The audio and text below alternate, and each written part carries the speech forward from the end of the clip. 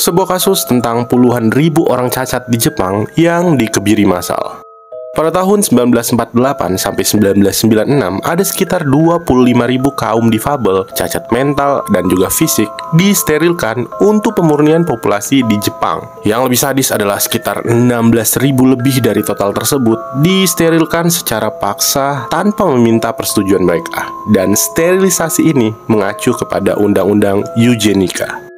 Apa itu Undang-Undang Eugenika? Sir Francis Galton adalah sosok yang pertama mencetuskan istilah eugenika, dan dia juga menganjurkan agar eugenika ini memperoleh dukungan di seluruh dunia. Secara positif, eugenika ini bermaksud untuk mendorong orang-orang yang sehat dan mampu dengan kecerdasan di atas rata-rata untuk melahirkan lebih banyak anak. Tujuannya untuk membangun ras manusia menjadi lebih baik.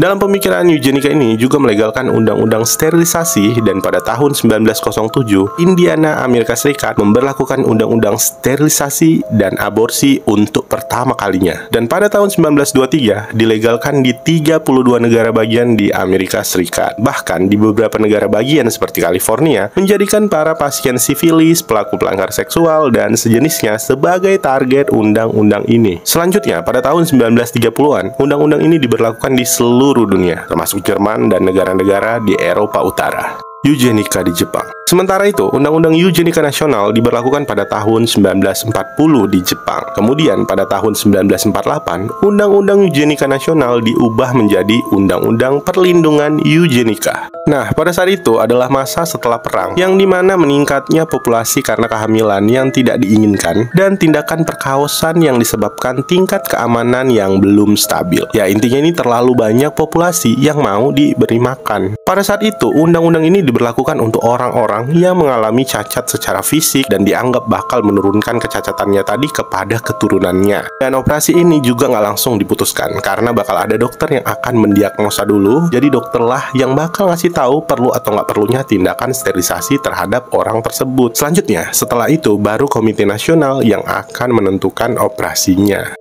Pada tahun 1952, undang-undang ini diamandemen dan diperluas cakupannya. Yang awalnya hanya untuk cacat fisik, diberlakukan juga untuk penderita cacat mental dan intelektual yang tidak turun-menurun. Namun pada akhirnya, banyak kritikan atas undang-undang ini yang dianggap telah melakukan diskriminasi terhadap kaum penyandang disabilitas, baik di Jepang maupun di luar Jepang. Dan kemudian, undang-undang ini yang semula adalah Undang-Undang Perlindungan Eugenika diubah menjadi Undang-Undang Perlindungan Ibu pada tahun 1996. Yang dimana dalam undang-undang tersebut dihapus bagian yang mengandung pemikiran eugenika, seperti ketentuan untuk sterilisasi paksa. Pada tahun 1997, sekelompok warga menyerukan permintaan maaf dari pemerintah dan meminta kompensasi untuk para korban operasi eugenika. Kemudian pada tahun 98, Komisi Internasional PBB untuk Hak Asasi Manusia merekomendasikan langkah-langkah kompensasi kepada pemerintah Jepang dan dilakukan pada tahun 2016. Dan di beberapa negara seperti Jerman dan Swedia juga melakukan hal yang sama.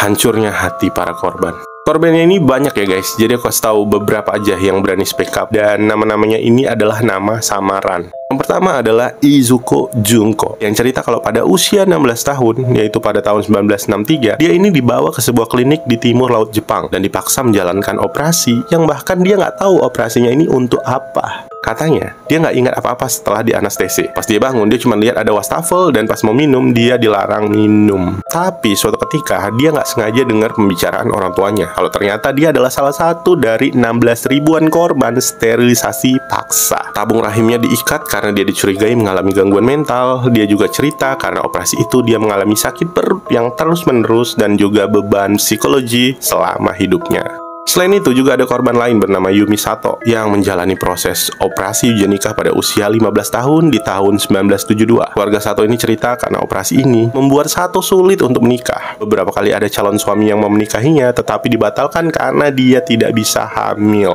Tuntutan keadilan dan kompensasi ini masih terus diperjuangkan para korban dan juga orang-orang yang mendukung keadilan ini untuk tercapai. Meskipun pada awalnya permintaan kompensasi ini ditolak karena operasi eugenik pada saat itu dianggap sah, akan tetapi mereka terus berjuang hingga saat ini. Kabar terbaru yang aku tahu, salah satu korbannya juga memenangkan gugatan di pengadilan tinggi di Osaka pada tanggal 22 Februari kemarin.